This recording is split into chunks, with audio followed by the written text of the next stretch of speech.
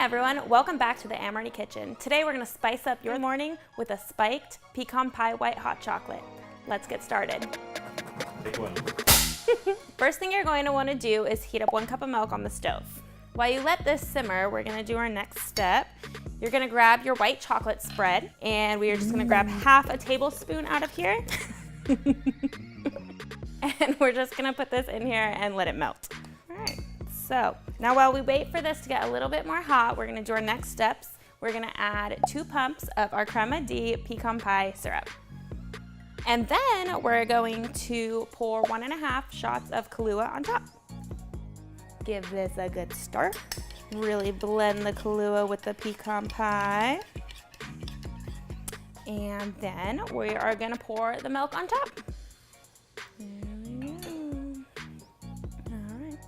To top it off, we're gonna add some whipped cream.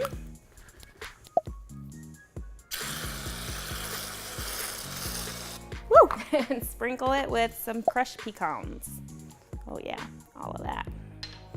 There you have it, a spiked pecan pie white hot chocolate.